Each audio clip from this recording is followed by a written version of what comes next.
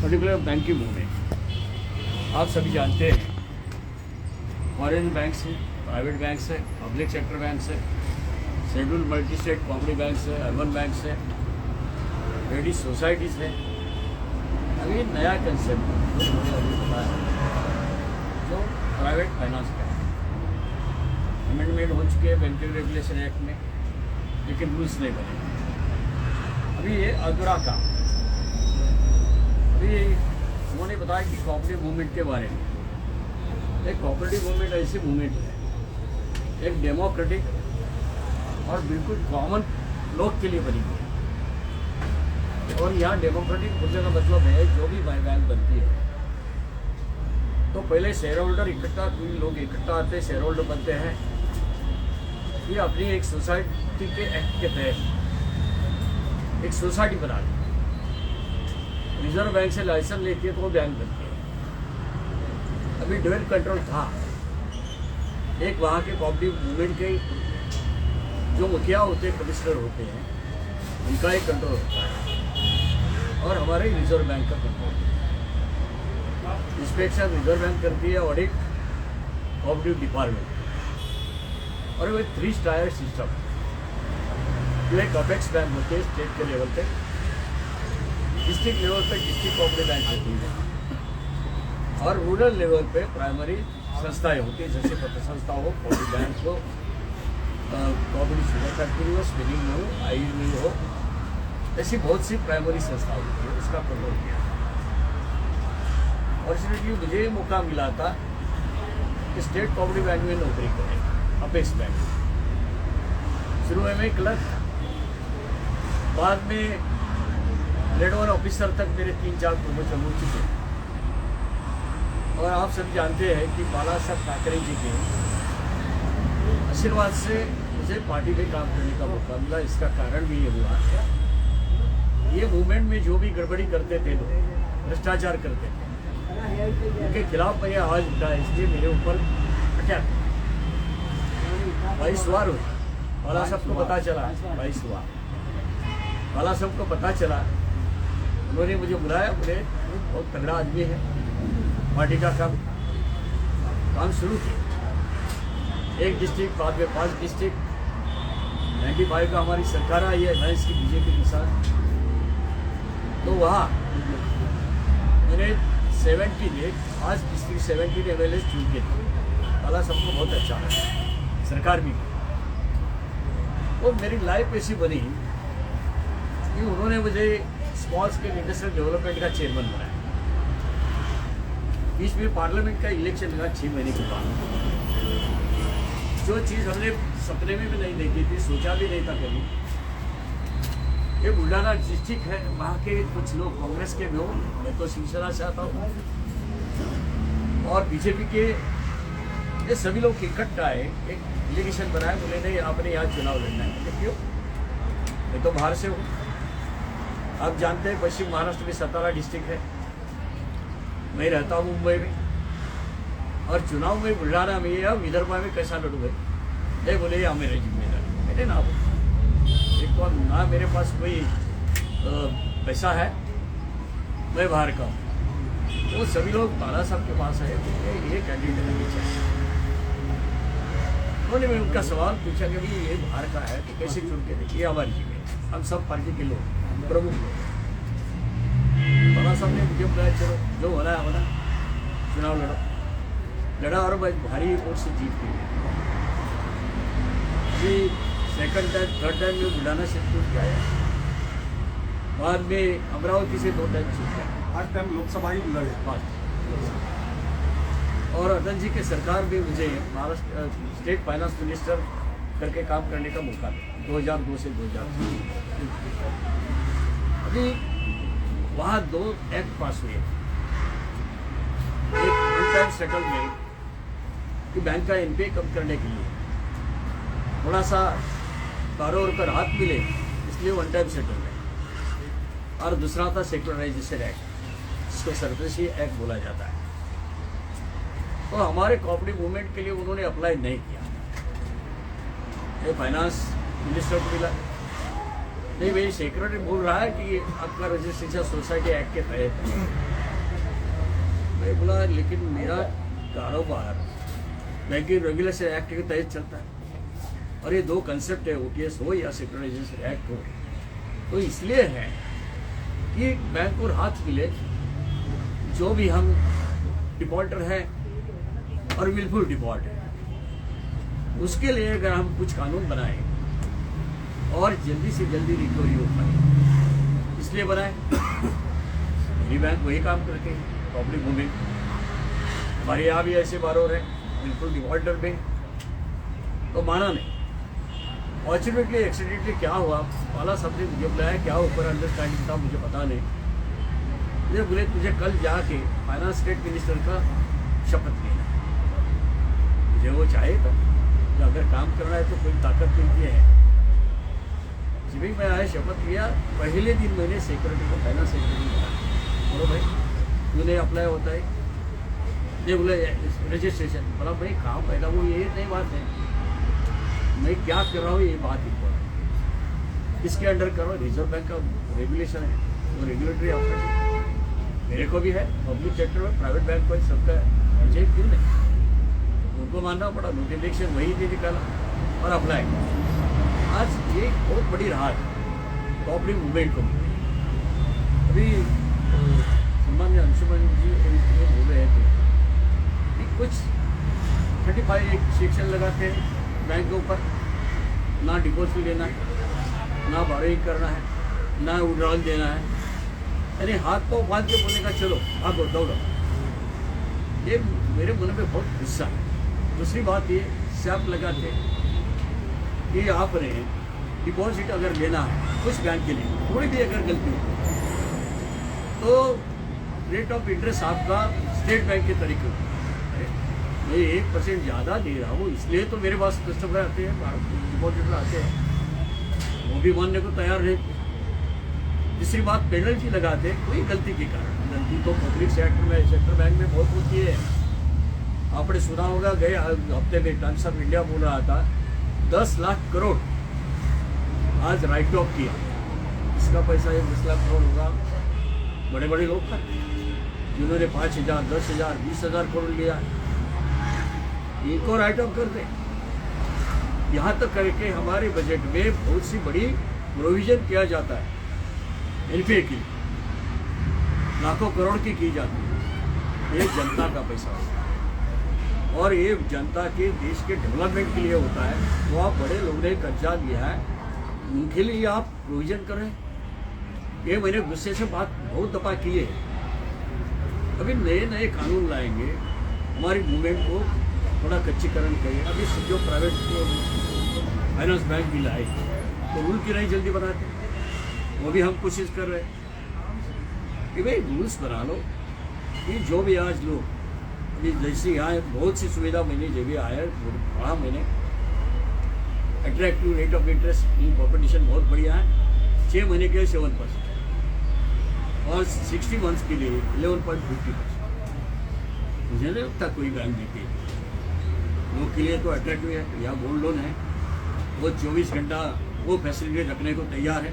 सब जो अभी हॉस्पिटल की बात करें, ये कोई बीमार है, मिडिल क्लास है, लोअर क्लास है, उनके पास कोई पैसा नहीं, लेकिन कोई छोटा सोने का कोई तो है, तो रात को भी आ सकता है।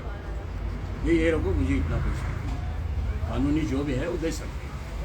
यानी जरूरतमंद लोग के लिए मदद करना ये फाइनेंशियल सेक्टर का सही होने में ये बनता है, कानूनी अधिकार भी बनता है और जिम्मेदारी भी बनती है। ये हिसाब से फाइनेंस जो हमारी यहाँ कंपनी खोल रहे हैं, तो आप सभी मीडिया पर्सन हैं, उसको अगर थोड़ा सा एक्सपोजर देंगे, अच्छा हाईलाइट करेंगे तो अच्छी चलेगी और हिसाब से और भी कोई कंपनी बन पाएगी, उनकी भी शाखाएं बन पाएगी।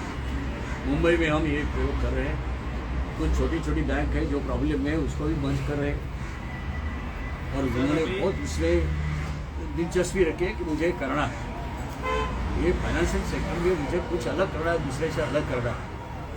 अगर प्रॉब्लम वाली बैंक अगर इकट्ठा करके उनका मर्जर करके अगर बैंक चलाएंगे तो जो कॉमन पर्सन है, जो मुसीबत में आए, जिनका डिपॉजिट है, वो डिपॉजिट नहीं निकल पा रहे। तो अभी क्या करते हैं, रिजर्व बैंक खाली 5 लाख तक, पहले तो 1 लाख ही था, जो बैंक प्रॉब्लम है उसको DIGC के माध्यम से पैसा देते हैं। अभी सही माने में 5 लाख के ऊपर वाला है, 50 लाख वाला है, 1 करोड़ वाला है, 2 करोड़ वाला है, उसका नुकसान होगा। वो एडमिनिस्ट्रेटर आएगा, लिक्विडेटर आएगा, वो लिक्विडेशन में कितना पैसा है कोई उसके ऊपर कंट्रोल रखने वाला नहीं, ये हमारा है। और इसलिए मूवमेंट का अगर हमें शुद्धिकरण करना है तो सभी ने इकट्ठा आके और रिजर्व बैंक से या गवर्नमेंट से लड़े। सर 2-4 दिन पहले की बात हुई डिप्टी गवर्नर से, यही सवाल पूछे, ये मूवमेंट अगर आपको स्क्रैप करना है, मूवमेंट स्क्रैप करना है, एक ही दिन में करूँगा, लाइसेंस आपने दिया है, सबका विड्रॉ करो। अगर आप उनको पेनल्टी लगाएंगे, पब्लिश करेंगे, मतलब क्या होता है, लोग को पता चले ये बैंक में कोई गड़बड़ी है, वो डिपॉजिटर नहीं रहेगा, नया आने वाला नहीं आएगा। अब स्टेट बैंक के रेट ऑफ इंटरेस्ट से रेट की बात करेंगे, वो कोई हमारे पास नहीं है, मतलब डिपॉजिटर हमारे पास नहीं आना चाहिए। ये सब आपने जो भी सिलसिला चलाया है, एक सीधी बात बोलो कि हमें एक पब्लिक मूवमेंट नहीं चाहिए, कॉमन आदमी के लिए कुछ नहीं। पब्लिक सेक्टर बैंक है, मल्टी स्टेट बैंक है, प्राइवेट बैंक है, फॉरेन बैंक है, यही रखना, ये तो तय करो, निर्णय ले लो। बैंक वाली जो मैनेजमेंट है वो हिम्मत नहीं है, अगर हम उसके झगड़ा करेंगे तो और भी कोई कानूनी कार्रवाई हमारे पास, ये कोई फर्क नहीं पड़ता। तो स्टेट में जैसा फाइनेंस ना अपॉइंटमेंट लेनी पड़ते, आ जा रहा हूँ, इतने बजे जा रहा हूँ, बस। फिर सर 8,40,000 करोड़ का टोटल मूवमेंट है हिंदुस्तान का। अमित शाह जी ने अनाउंस किया था कि जितनी भी गवर्नमेंट की स्कीम्स हैं, सारी की सारी स्कीम्स का जो बेनिफिशियरी को उन्होंने पैसा देना है, फार्मर्स को या जितनी भी MSMEs के लिए, या जितने भी लोग हैं जो मुद्रा लोन है या जो भी सारी फैसिलिटीज़ हैं, गवर्नमेंट स्कीम्स हैं, वो सारा का सारा पैसा इन्होंने कोऑपरेटिव सेक्टर के थ्रू ही देना है, डिस्ट्रिक्ट कोऑपरेटिव बैंक्स और स्टेट कोऑपरेटिव बैंक्स के थ्रू और पैक्स के थ्रू। अल्टीमेटली ये बहुत बड़ा मूवमेंट है। इस मूवमेंट को अमित शाह जी का ड्रीम है कि ये समहाउ हर जगह पे बेसिकली एक कोऑपरेटिव बैंक होना चाहिए और हर एरिया को वो कवर कर पाएँ, ताकि ज़्यादा से ज़्यादा जनता तक वो पहुंच पाएँ, उनकी जो गवर्नमेंट स्कीम्स के बेनिफिट हैं वो सब पहुंच पाएँ, जितनी भी योजनाएं हैं, जितनी भी पॉलिसीज़ हैं माननीय प्रधानमंत्री जी की, वो सारी की सारी आम जनता तक पहुंच सके। तो वो कोऑपरेटिव मूवमेंट से ही पॉसिबल है। कमर्शियल बैंक और क्या कहते हैं अपना जो प्राइवेट बैंक है, हर गांव, हर कस्बे, हर जगह पे नहीं है। कोऑपरेटिव बैंक आपको हर जगह मिलेगा। तो सबसे बड़ी बात है रूरल इंडिया के अंदर और अर्बन इंडिया के अंदर अगर बात करें तो कोऑपरेटिव का बहुत बड़ा सहयोग है। और इंडिया को अगर बात करते हैं making it $1 trillion economy, that is only possible with the cooperative movement. अब कोऑपरेटिव मूवमेंट ही अगर आप खत्म कर दोगे तो काम कैसे चलेगा? हमने ये निधि कंपनी क्यों खोली, आज मैं आपको बताता हूँ थोड़ा सा। हमने धन प्लस ग्रोथ निधि लिमिटेड इसलिए खोली कि पहली सबसे अच्छी बात ये है कि RBI से रेगुलेटेड नहीं है, ये मिनिस्ट्री ऑफ कॉर्पोरेट अफेयर्स से रेगुलेटेड है। कोऑपरेटिव मंत्रालय मिनिस्ट्री ऑफ कॉर्पोरेट अफेयर्स जो कॉर्पोरेट अफेयर्स का मंत्रालय है, उसी के अंडर ये बेसिकली सारा प्रोविजन है। ये एक तरीके का कोऑपरेटिव बैंक ही है, लेकिन बैंक नहीं, फाइनेंस कंपनी है। सो ये ये जैसे नॉन बैंकिंग फाइनेंस कंपनी होती है, एक तो है जो आपको RBI से लाइसेंस लेना पड़ता है, एक है जो आपको ministry of corporate affairs Nidhi act के अंदर निधि के प्रावधान के मुताबिक आपको लाइसेंस देती है। इसके अंदर सभी वो सारी फैसिलिटीज़ हैं। हम लोग हर टाइप के लोन दे सकते हैं अपने मेंबर्स को, हम लोग हर टाइप के डिपॉजिट पेनिट्रेशन कर सकते हैं, फिक्स डिपॉजिट दे सकते हैं, रिकरिंग डिपॉजिट दे सकते हैं, हम उसके साथ में डेली डिपॉजिट कर सकते हैं, मंथली इनकम स्कीम रख सकते हैं, ताकि आम जनता का सबसे अच्छी बात ये आप सबके दिमाग में एक ही क्वेश्चन होगा, मैं उसका जवाब पहले ही दे देता हूँ, ठीक है कि नहीं? तो सबके दिमाग में पहला क्वेश्चन ये होगा कि आप ये जो इंटरेस्ट रेट दे रहे हो ये आप कैसे दे रहे हो, है ना? ये आम जनता का भी क्वेश्चन है। तो मैं पहले बताना चाहता हूँ कि हमारे पास अगर कोई गोल्ड लोन लेने आता है तो हम 100 रुपये के ऊपर 70 रुपये का गोल्ड लोन देते हैं, यानी 100% तक 100 रुपये का गोल्ड है तो 70 रुपये का गोल्ड देते हैं। 70%, 30% हम लोग सिक्योरिटी मार्जिन रखते हैं, जो मुथूट भी रखता है और बाकी कंपनीज भी रखती हैं जो हमारे कॉम्पिटिशन में। तो मेरा आपको ये कहना है, समझो किसी ने 10% पे या 11% पे या 11.5% पे एफडी कराई, तो उसका जो पैसा है वो पैसा सिर्फ गोल्ड लोन में दिया जाएगा। हम बाकी लोन्स, प्रॉपर्टी लोन्स वगैरह सब दे सकते हैं, लेकिन हम किसी पे फोकस नहीं कर रहे हैं, हम सिर्फ गोल्ड लोन्स पे फोकस कर रहे हैं। क्योंकि देखो, हिंदुस्तान की अगर बात करें तो हिंदुस्तान में जितना गोल्ड है उसका कोई कंपैरिजन नहीं है विदेशों के साथ में। हमारी ट्रेजरी से ज़्यादा गोल्ड तो आज की डेट में कुछ प्राइवेट फाइनेंस कंपनीज लेके बैठी हैं, मुथूट, मनापुरम जैसे। तो मैं आपको एक बात बताना चाहता हूँ, ये हिंदुस्तान में लोगों को लूट रही हैं 26-26, 28% इंटरेस्ट लेके। 26% इंटरेस्ट अगर आप किसी वजह से पैसा नहीं चुका पाए तो आप पे ये पीनल इंटरेस्ट भी लगाते हैं।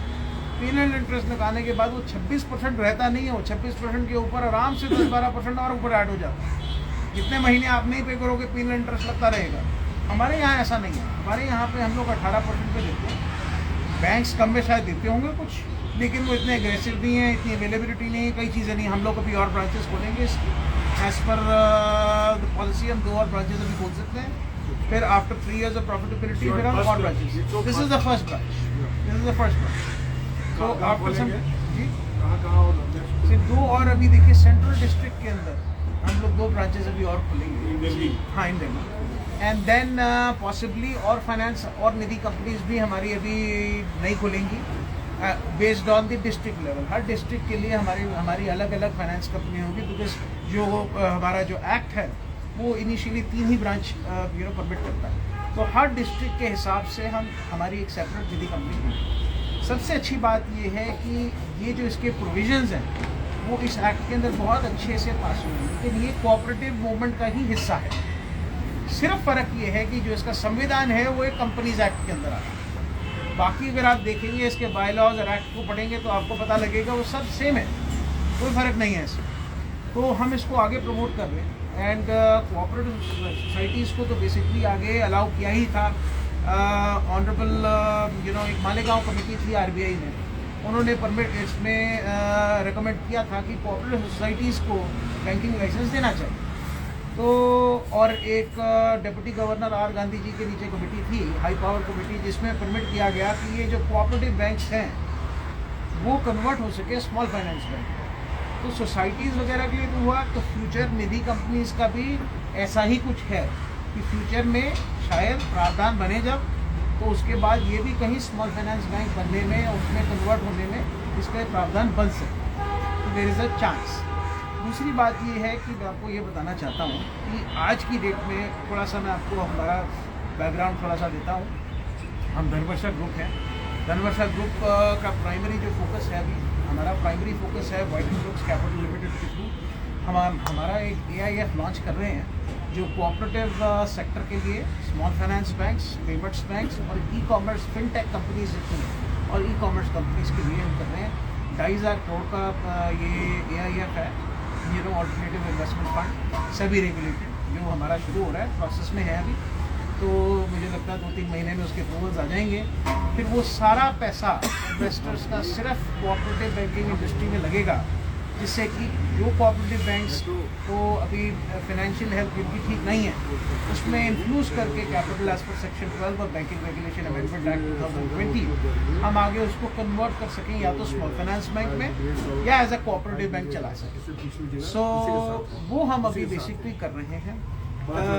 जब से ये पॉलिसी बनी है banking regulation amendment act 2020 section 12, जिसमें प्राइवेट प्लेसमेंट अलाउ किया है, इसमें मैंने 2 प्राइवेट प्लेसमेंट एग्रीमेंट किए हैं।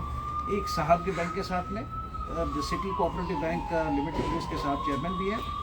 एंड उसमें हमारा 150 करोड़ का इन्वेस्टमेंट होना है और उसको स्मॉल फाइनेंस बैंक बनाने का प्रक्रिया हम कर रहे हैं। उसके साथ में एक समर्थ सहकारी बैंक लिमिटेड है मुंबई में, जिसकी 32 ब्रांचेज हैं। उसके अंदर भी हमने एक प्राइवेट प्लेसमेंट एग्रीमेंट किया है ऑनरेबल अमित शाह जी की पॉलिसी के मुताबिक। साहब के बैंक में 230 करोड़ का इंफ्यूजन होना है और समर्थ सहकारी बैंक में 150 करोड़ का इंफ्यूजन होना है। तो ये हम मेनली कर रहे हैं। और फ्यूचर इन बैंक्स का यही है कि आने वाले वक्त में सब स्टॉक एक्सचेंज पे जाएंगे, तो एक बहुत बड़ा फ्यूचर है जो आई थिंक कॉमन लोगों को नहीं पता है, लेकिन जो लोग भी कोऑपरेटिव बैंक से जुड़े हैं उनके लिए अच्छी न्यूज़ ये है कि आने वाले वक्त में जो भी शेयर्स उनके पास हैं, शायद 2-3 साल के पीरियड में कहीं ना कहीं जब ये स्टॉक एक्सचेंज में लिस्ट हो जाते हैं तो वो उसको इनकैश करा पाएंगे, उसकी वैल्यूएशन बढ़ेगी और ये सभी बैंक्स की काफ़ी वैल्यूएशन बढ़ेगी। आपने देखा ही होगा कितने बैंक स्मॉल फाइनेंस बैंक बने हैं आज की डेट में, किसी भी बैंक की 2-3 हज़ार करोड़ से कम की वैल्यूएशन नहीं है। तो हर इंडिविजुअल कोऑपरेटिव बैंक्स की अगर बात करें तो हमारे पास 6-7-8 कोऑपरेटिव बैंक्स हैं, उनको भी हम लोग मर्ज करने का कर रहे हैं। ये धनलक्ष्मी बैंक कमर्शियल बैंक है, उसको भी टेक ओवर करने के लिए मैंने अपना प्रपोजल प्रस्ताव दिया RBI को, जिसका 26% प्रमोटर इक्विटी खरीदने के लिए मैंने उनसे परमिशन मांगी। तो जब भी वो मुझे परमिशन देंगे तो मैं उसका मेजॉरिटी इक्विटी जितनी ले सकता हूँ परमिटेड इक्विटी तो मैं लूँगा। और मेरा यही प्लान है, अगर ये लोगों ने लेजिस्लेटिव चेंजेस किए RBI ने और इन सेंटर में एक चीज़ पास होगी तो RBI को भी तो मानना चाहिए ना। आफ्टर ऑल संविधान के मुताबिक एक इंडिपेंडेंट इंस्टीट्यूशन तो बनाई है, लेकिन they also have to follow the laws passed in the parliament which they are not following. I am being honest with you. So मेरा सिर्फ ये कहना है, उनको एक पॉजिटिव व्यू रखना चाहिए। वो खुद एडवोकेट करते हैं कंसोलिडेशन के लिए, वो खुद कहते हैं कंसोलिडेशन होना चाहिए, मर्जर्स होने चाहिए सेक्टर के अंदर। तो क्या है कि इट इज़ वेरी इंपॉर्टेंट कि, और मैं तो ओपनली कहता हूँ जो हमारे गवर्नर साहब हैं उनको इसमें थोड़ा काम करना चाहिए और देखना चाहिए जो आम बैंकों की जितनी प्रॉब्लम्स हो रही हैं। आप एक बात बताइए, आज आपका कहीं पे भी किसी भी बैंक में पैसा पड़ा है, समझिए आपका 10 लाख रुपये पड़ा है, इंश्योरेंस सिर्फ 5 लाख की है, ठीक है। 5 लाख के ऊपर का जो पैसा वो तो सिक्योर्ड नहीं हुआ ना। ऐसे महाराष्ट्र में रूपी बैंक था, 8-8 साल 9-9 साल लोगों ने धक्के खाए, अभी भी उनका पैसा नहीं उनको मिला 5 लाख रुपये। तो क्या ये बहुत बड़ी प्रॉब्लम है, ये समस्या आम जनता की समस्या है। अब इस समस्या को अगर देखें, अगर इसको बढ़ने देंगे तो फिर आने वाले वक्त में तो बहुत बैंक डूबेंगे, तो वो हमारी इकोनॉमी के लिए अच्छा नहीं है। एंड यहाँ से सेंट्रल गवर्नमेंट काम कर रही है कि रूपी और स्ट्रॉन्ग होना चाहिए। श्रीलंका जैसा देश आने वाले वक्त में और अभी भी रूपी में आगे अपनी ट्रांजैक्शन ज़्यादा करना चाह रहा है। तो UPI भी अगर आप देखेंगे, UPI भी कितने 30 कंट्रीज़ के अंदर आहिस्ता आहिस्ता इम्प्लीमेंट हो रहा है। आफ्टर ऑल UPI इंडिया से शुरू हुआ एंड आहिस्ता आहिस्ता ये टेक्नोलॉजी वहाँ 30 देशों में जा रही है and over a period of time ये 30 देशों के बाद में और भी देशों में जाएगी। तो अल्टीमेटली मेरा सिर्फ ये कहना है आप लोगों से कि ये मैसेज जो है RBI तक ज़रूर पहुँचे आपके माध्यम से, स्पेशली गवर्नर साहब की तरफ, कि ये जो अर्बन कोऑपरेटिव बैंक्स हैं इनको इस और जो कोऑपरेटिव मूवमेंट है उसको बचाएं, उसको बचा के रिस्ट्रिक्शन लगा के आप आम जनता को परेशान कर रहे हैं, उसका कोई फ़ायदा नहीं है। आप टाइम दें बैंक को, बैंक कैपिटल रेज करे, अब तो प्रावधान बन चुके हैं, सब कुछ है, तो वो सब ऑप्शंस हों और वो सारी अपॉर्चुनिटी मिलनी चाहिए इन बैंक्स को रिवाइव होने की।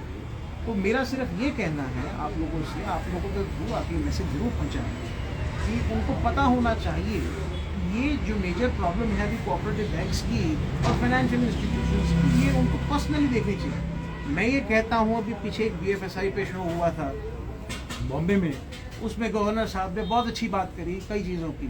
तो मैं ये कहता हूँ कि गवर्नर साहब को ये चीज़ देखनी चाहिए कि कैसे मूवमेंट को समहाउ बचाया जाए एंड उसके लिए स्टेट गवर्नमेंट, सेंट्रल गवर्नमेंट सबके साथ मिलकर एक बैठक करके डिस्कशन करना चाहिए। क्योंकि देखिए जो इस सेक्टर के पुराने लीडर्स हैं पुराने नेता हैं, तो उनको सब पता है how it needs to be done. आज की डेट में जो लेजिस्लेशन अमित शाह जी बनाते हैं दिल्ली में बैठ के, वो लेजिस्लेशन सबके हित की बात है ना। अभी देखिए मोदी जी ने 1 लाख रुपए से 5 लाख रुपए इंश्योरेंस कर दी, तो अल्टीमेटली पब्लिक को फ़ायदा हुआ। पहले लोग सालों साल तक वेट करते थे, अगर किसी बैंक में कोई प्रॉब्लम हो गई तो उनको पैसा नहीं मिलता था। आज की रेट में 3 महीने के अंदर सेक्शन 35 लगते ही उनको अपनी पेमेंट मिल जाती है 5 लाख तक की। लेकिन ये इंश्योरेंस का जो अमाउंट है एक तो ये बढ़ना चाहिए, which is a very important thing. कल कि मुझे लगता है कि जितने भी डिपॉजिट्स हैं वो 100% प्रोटेक्टेड होने चाहिए, जिसके लिए इंश्योरेंस कंपनीज को आगे आना चाहिए। ज़रूरी नहीं है कि DICGC ही उसको प्रोटेक्ट करे, DICGC प्रीमियम लेती है। आप देखिए हिंदुस्तान में 1500 कुछ अर्बन कोऑपरेटिव बैंक्स हैं, कितने डिस्ट्रिक्ट स्टेट कोऑपरेटिव बैंक्स हैं। DICGC जब इंश्योरेंस का प्रीमियम लेती है तो उनको ये कभी ऐसी सिचुएशन होती है तो उस सिचुएशन में पैसा देने में कोई रिस्क नहीं है, क्योंकि देखिए अगर किसी बैंक में कोई प्रॉब्लम होगी तो उस बैंक के पास कुछ लिक्विडिटी होगी, उस बैंक के पास कुछ पैसा होगा, उस बैंक के पास कुछ प्रॉपर्टीज़ होगी, लोन बुक होगी, तो DICGC तो पूरा पैसा रिकवर कर लेती है अपना, तो उनको कोई रिस्क नहीं है।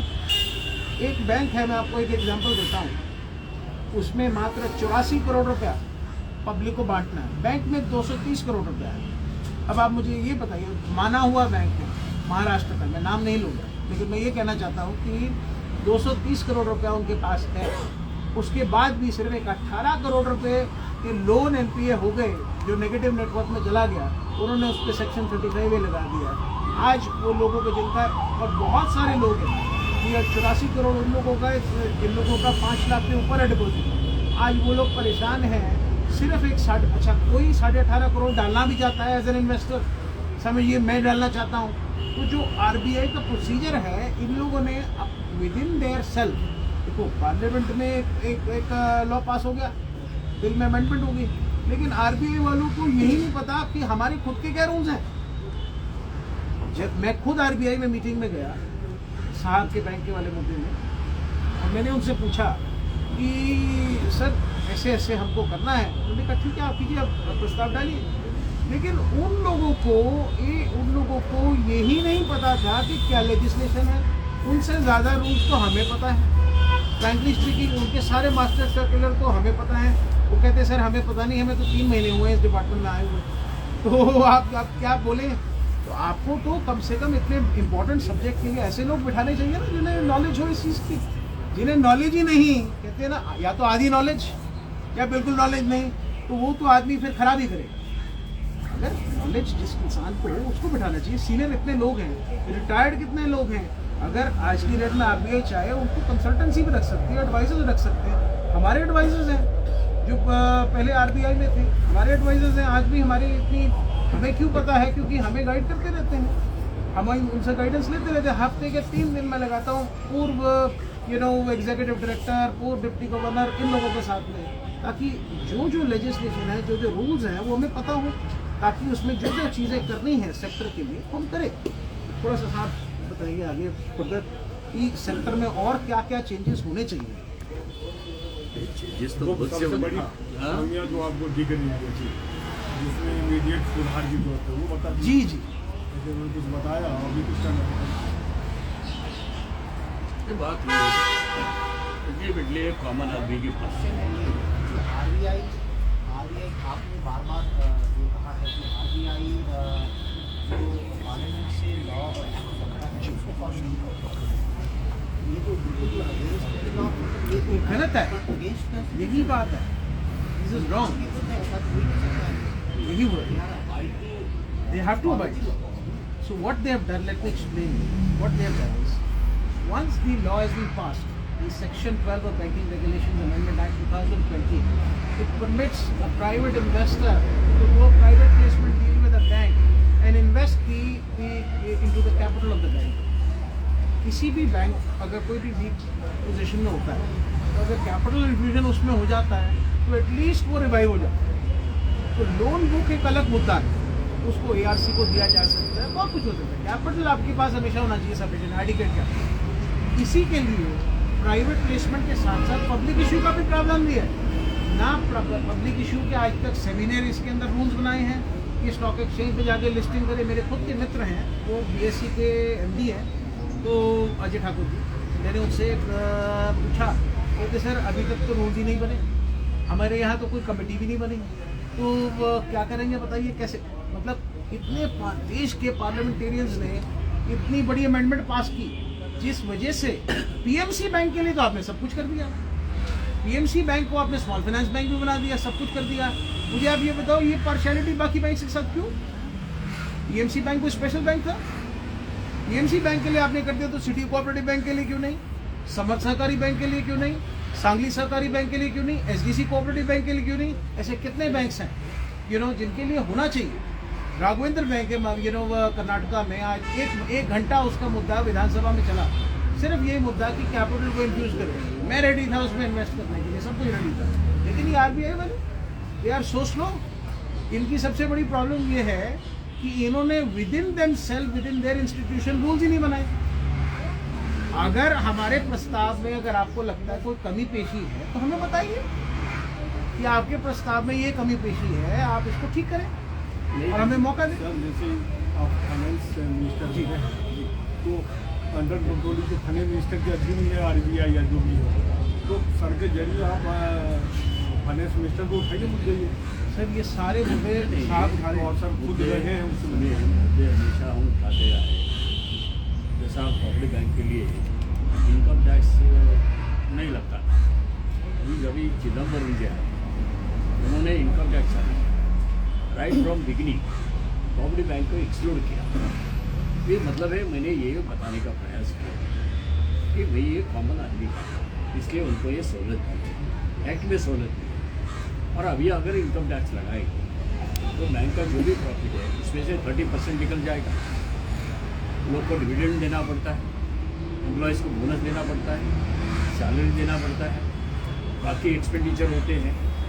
तो और जो नया टेक्नोलॉजी, अगर पब्लिक सेक्टर बैंक हो या प्राइवेट, जो भी नई टेक्नोलॉजी लाते हैं, अगर कंपटीशन में काम करना है तो ये बैंक को भी टेक्नोलॉजी अडॉप्ट करनी पड़ेगी। इसलिए आप टैक्स नहीं लगाना चाहिए।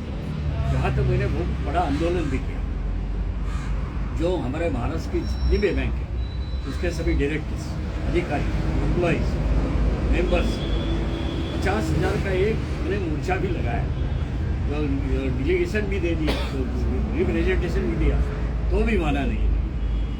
ये 2006 की बात। जो कांग्रेस सरकार की अमित शाह अमित शाह जी के तो खुद को ये बोलते हैं हम एक सेपरेट एंटिटी, हम एक नई अलग अधिकारी, लेकिन अधिकारी एक ही, आपको हिस्सा हमारी कंट्री का है। कंट्री की पार्लियामेंट जो भी एक कानून बनाती है तो आपके ऊपर अपने आप उसका अमल होना चाहिए, नहीं करते। और ना पूछने वाले कोई होते, ना अपीलेट अथॉरिटी उनके ऊपर होती, या कोई ग्रीवेंसेस है उसके लिए रिड्रेसल कोई कमेटी होनी चाहिए कम से कम, भले अपीलेट अथॉरिटी नहीं। हर जगह जैसे हम बोलते हैं ये कोर्ट होता है, कोर्ट के ऊपर हाई कोर्ट होता है, हाई कोर्ट के ऊपर सुप्रीम कोर्ट होता है, यहाँ क्यों नहीं? प्रॉब्लम तो यहाँ भी है, और वो भी फाइनेंशियल प्रॉब्लम है, छोटे छोटे लोग के प्रॉब्लम है, बड़े लोग के भी प्रॉब्लम है। आपको तो कोई एसोसिएशन है कोऑपरेटिव? हाँ, हर देखिए हर डिस्ट्रिक्ट में एक एसोसिएशन होती है अर्बन बैंक, और हर स्टेट पे फेडरेशन, वो फेडरेशन का चेयरमैन भी रह चुका है, अर्बन बैंक फेडरेशन भी। आज एक यूनियन मूवमेंट के नाते मैं 12 डिस्ट्रिक्ट का प्रेसिडेंट, जहाँ सभी urban bank district central problem वो हम कवर करते हैं। अभी हमारी जो नई सरकार बनी है, बीजेपी के साथ अलायंस बना है, एकनाथ शिंदे जी के ग्रुप, यानी बाला साहब की सूचना बोला जाता है, वो माध्यम से पूरे स्टेट के लिए एक अलग यूनियन बना रहे हैं, अलग पब्लिक के लिए एक अलग सेल बना रहे हैं, और उसका प्रमुख क्या क्या डिमांड से वो आप एक बार बता दीजिए कि क्या चाहते हैं आप, क्या होना चाहिए? देखिए ये जो छोटी छोटी बैंक है उसका जो कस्टमर डिपॉजिट है उसका तो कोई दोष नहीं होता, वो अपने नज़दीक के बैंक के कल्चर होता है बैंक का, पब्लिक सेक्टर या प्राइवेट बैंक या तुम्हारी ये। और जो कॉर्पोरेट मूवमेंट में जो भी काम करने वाले एम्प्लॉयज होते हैं, वो जो भी उनके डिपॉजिट होते हैं, जो भी बारो होते हैं, वो सभी का एक कल्चर होता है, भाषा के माध्यम से, लेन देन से माध्यम से, और इसलिए लोग वहाँ पैसा रखना चाहते हैं। यहाँ तक आप अगर नाम से जाएंगे तो एक उदाहरण की, अपने यहाँ दिल्ली में भी एक सारस्वत पाउंड बैंक की ब्रांच है। सारस्वत एक कम्युनिटी, और एक कम्युनिटी ने बनाया कि अपनी कम्युनिटी का प्रोग्रेस करने के लिए, लेकिन आज बढ़ते बढ़ते यहाँ तक गए कि वहाँ सारस्वत दिल्ली तक उनकी ब्रांच है, हर स्टेट में ब्रांच उनकी। तो ये कि हाँ वही बोल रहा हूँ, एक तो कम्युनिटी नाम पे होते हैं, अपने डिस्ट्रिक्ट के नाम पे होती हैं, ये एक अलग उनका कल्चर होता है, उद्देश्य अलग होता है। चलो हमारी कम्युनिटी का पहला हम प्रोग्रेस करें, हम भी मानते हैं कम्युनिटी का, हर कम्युनिटी का अगर प्रोग्रेस होता है तो अपने देश का प्रोग्रेस होता है। और इसका माध्यम ये है कि फाइनेंस के माध्यम से ही हो सकता है। वो अपना छोटा पैसा रखता है, उसके ऊपर इंटरेस्ट मिलता है, डिविडेंड मिलता है, ये इसी माध्यम से, या छोटे छोटे लोग को उनको लोन मिलता है, अपना धंधा शुरू करता है। ये प्रैक्टिकल अनुभव है। यहाँ तक कोऑपरेटिव बैंक क्या कर सकती है, तो उत्तम उदाहरण है। एक हमारी सातारा सहकारी बैंक है, ये खाना जिसको खानावड़ बोलते हैं, जो वहाँ के जो लोग हैं उनको खाना देते हैं 2 टाइम का, उसको भी लोन देते हैं। या फुटपाथ पे भाजी बेचने वाली जो भी औरत होती है उसको भी लोन देते हैं। यानी छोटे छोटे लोग को सामने रख के कि उनका प्रोग्रेस हो, उनका धंधा करने में आसान हो। यहाँ तक एक उद्देश्य है, ये मूवमेंट अगर एक बैंक ये लोग जुड़े हुए उनके और उसके उन्होंने कोई मैनेजमेंट ने गलती की, इसका मतलब वो लोग की तो गलती नहीं, तो उनको राहत देने के लिए, उनको प्रोटेक्ट करने के लिए जो भी कानून बने हैं वो कानून का अमल और कुछ नहीं। अमित शाह जी के बारे में उनको ये बात को उठाइए मामले, तो कोऑपरेटिव बैंक को आगे वहाँ से साहब जाते हैं रेगुलरली, मिलके उनसे जाके ये सारे मुद्दे रखते हैं, उन्हें बताते हैं। उन्होंने पूरा सहयोग किया है इस मामले में, पत्र भी लिखा है आरबीआई को और मौखिक तरीके से भी मैसेज पहुंचाया है। लेकिन उसके बाद भी अगर हम देखा जाए प्रैक्टिकली स्पीकिंग, तो आरबीआई अपनी ही धुन में चलता है। फ्रैंकली स्पीकिंग ये वर्ड आरबीआई का तो ये कहना है कि जो कोऑपरेटिव बैंक है वो आरबीआई के रूल रेगुलेशन को फॉलो नहीं करते, इसलिए शायद काफ़ी बढ़ती रही है। इसकी वजह से बहुत सारी चीज़ें सामने आई हैं, बहुत सारे घोटाले सामने आए थे। देखिए उसके अंदर एक मिनट, घोटाले पब्लिक सेक्टर बैंक में नहीं, जो सबसे बड़े पब्लिक बैंक बोली जाती है तो 20-10 लाख करोड़ अपने राइट ऑफ क्यों किया? हर साल में बजट में आप लाखों करोड़ का प्रोविजन क्यों करते हैं? अभी जो वीडियोकॉन का जो भी अभी है, ये विशेष वो 4,500 करोड़ का घोटाला, एक आदमी को 4,500 करोड़ आप देते हैं। वो मेरा वहाँ का है, उनका जो भाई था हमारे साथ, हमारी पार्टी का एक एमपी दूध करके, अभी बोलो क्यों दिया? यस बैंक खत्म कर दिया। हाँ? यस बैंक से वो भी दिया ना, वही उन्होंने भी दिया। तो ये इसके सब लिए क्या मिले। करते हैं? आप करेक्टिव एक्शन लो। अगर घोटाला होता है, पर आपकी रेगुलेटरी अथॉरिटी सुनिए, वही कह रहा हूँ। एक ही मिनट, कोऑपरेटिव डिपार्टमेंट से ऑडिट होता है, समझो वो मैनेज होते हैं, मैं मानता हूँ, लेकिन रिजर्व बैंक का इंस्पेक्शन होता है। अगर आपके ध्यान में आया कि ये गलतियाँ है तो सुधारने का मौका दो, कार्रवाई करो, मैनेजमेंट को ऊपर कार्रवाई। पेनल्टी लगाएंगे तो पेनल्टी मैनेजमेंट के लोग नहीं भरेंगे, बैंक के तिजोरी भरेंगे। ये जो भी आगे लॉस है प्रॉफिट उसमें से कम होगा, लॉस बढ़ेगा। ये पेनल्टी उनको लगाते हैं। ये कि पुलिस स्टेशन है पेनल्टी लगाने वाले या कोर्ट है? उनको उसके ऊपर कार्रवाई करो जिन्होंने गलती की। अगर आपको पता चला ये सीओ है, एमडी है, उन्होंने किया, उसको पेनल्टी लगाओ, उसके ऊपर कार्रवाई करो। लोग को क्यों उसका भुगतना पड़ता है? आम आदमी को, डिपॉजिटर को प्रॉब्लम। आरबीआई इंस्पेक्शन में तो क्या बड़ी डिटेल इंस्पेक्शन करते हैं, वो ऐसे नहीं करते, बड़ा बहुत डिटेल करते हैं। उनको सब पता होता है अगर इसमें गड़बड़ है, घोटाला है, क्या है। हाँ, तो उद्घाटन कर दिए हैं। जी। आगे यदि आपको कोई प्रॉब्लम है, जो भी है, हम लोग को बुलाइए। नहीं, जरूर इस मुद्दे को उठाएंगे।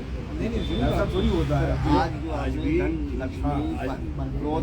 शुरू में आपको बुलाने का कारण ही है कि इम्पोर्टेंस करें, मूवमेंट का करें। मेनली देखिए ये गोल्ड लोन में ही काम करेंगे मूवमेंट में किया और जो भी पता चले। डिपॉजिट्स आएंगे और वो नया concept बैक्ड ले- बाय गोल्ड ही है, क्योंकि जो भी आज पैसा तक डिपॉजिट उद्घाटन पब्लिक करती है उसका गोल्ड लोन लॉन्च मिलेगा। किया। और नेक्स्ट और 100 रुपए पे 70 उनको रुपए उठाएंगे ना, किसी ने फिर 100 रुपए RBI जमा को कराया मिलेगा। है तो वो तो और 150% इंडिया एक तक प्रभावी सिक्योर्ड है। साधन है।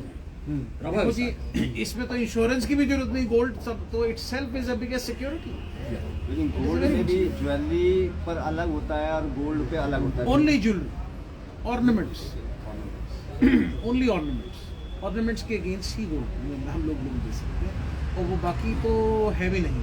हालांकि हम आरबीआई के अंडर नहीं आते, क्योंकि नहीं आते तो हमारे पे एप्लीकेबल नहीं, लेकिन रूल्स हम वही फॉलो करते हैं, क्योंकि फ्यूचर इसका भी वही है, इसने भी बैंक ही बनना है बाद में। तो मैं आज आपको बता सकता हूँ, क्योंकि ये तो लेजिस्लेटिव चेंजेस हैं, सरकार ने ये बनाया भी इसी वजह से। मैं इतनी बात आपको बता सकता हूँ कि अल्टीमेटली आप देखें कि जो सिचुएशन है, उस सिचुएशन को at this point of time आम आदमी को नुकसान नहीं होना, दैट इज मेन। आम आदमी को अगर आपका ही खुद ही का पैसा हो, भाई साहब आप बताइए, आज आपका पैसा फंस जाए, कल को आपकी बेटी की शादी है, आपके घर में 10 चीज़ें को बीमार हो गया तो क्या करोगे आप? उसका भी प्रोसीजर क्या है? अगर बैंक में प्रॉब्लम हो गई ना तो पहले आप चिट्ठी लिखेंगे, वो आरबीआई जाएगी, आरबीआई से परमिशन अगर आई इंडिविजुअल लेवल पे, सर आरबीआई तो जवाब ही नहीं देता लेटर की। आप सारी बातें छोड़ो, 1-2 महीने तो जवाब ही नहीं आते। मेरा एक उत्तम उदाहरण है, मैंने ये मर्जर की चीज अमित शाह के बाद अमित शाह जी ने आरबीआई को बोला, उनका अभी डिपार्टमेंट कोऑपरेटिव डिपार्टमेंट है, उनका एक रजिस्ट्रार होता है कोऑपरेटिव का, उन्होंने फाइनेंशियल सेक्रेटरी चीफ जो भी ये होता है जनरल मैनेजर आरबीआई को, उसको लिखा। 2 महीना हुआ कोई रिप्लाई नहीं आया। आज उनका रिमाइंडर आज मुझे मिला है, मुझे कॉपी भेजा है कि अभी तक आपने कुछ क्यों नहीं किया। जो भी ग्रीवेंसेस थे ये ग्रीवेंस करने के लिए हमने आपको भेजा था, आपने क्यों नहीं किया।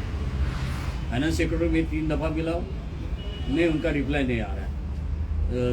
रजिस्ट्रार को मिला, वो रिप्लाई नहीं देते। आज फिर रिमाइंडर उन्होंने, यानी उनकी क्या परिस्थिति है। जैसे आरटीआई एक्ट के अंदर ये प्रावधान है, एक टर्न अराउंड टाइम है कि इतने टाइम लिमिट के अंदर आपको रिस्पॉन्ड करना ही करना है, ऐसा ही कुछ एप्लीकेबल आरबीआई पे भी होना चाहिए। तो क्या है, आरटीआई एक्ट में कुछ भेजते हैं, कितनी बारी जवाब आ जाता है कि ये तो आरटीआई के प्रावधान में नहीं है। किसी बैंक की फाइनेंशियल स्थिति पूछें, कहते हैं कि ये हमारी आरटीआई एक्ट के अंदर कवर्ड ही नहीं है। कई बार ऐसा होता है। तो देखिए एक बात बताइए, कॉमन आदमी कहाँ जाएगा? आरटीआई का प्रावधान तो इसीलिए बना है, और after all it is in independent institution under the constitution of India. Why is RTI not applicable in certain areas? It should be चलिए सर, एप्लीकेबल। फिर अगले मीटिंग में जी। हम लोग आरबीआई जी। और फाइनेंस मिनिस्ट्री को धरेंगे। बिल्कुल सर, आप करिए। क्योंकि बजट तो वैसे भी अभी हम लोग आज आपका बिल्कुल कीजिए। जो आपने स्वागत किया है उसके लिए आपको बहुत बहुत धन्यवाद। हम सब आए उसके लिए आपका आशीर्वाद चाहिए हमें तो बस। प्लीज हैव लंच, आपके लिए ऑर्गेनाइज किया हमने। प्लीज लंच लें। यहाँ से लेंगे। हो गया? लंच के बिना नहीं जाइएगा, प्लीज लंच तो करके जाइएगा। नीरज जी आप ध्यान रखिए जरा। हाँ, सबको बोलेगा अंदर ही ले लो। हाँ अंदर ले लीजिए। आप इधर ले रही है तो ले लें और फिर अंदर हाँ, ले लंच किधर है? लें। लंच अंदर हिस्ट्री को बहुत बढ़िया रहेगा। चलिए अंदर ले लेते हैं। आइए, हाँ, वो बैठ लेट्स टेक अ पिक्चर।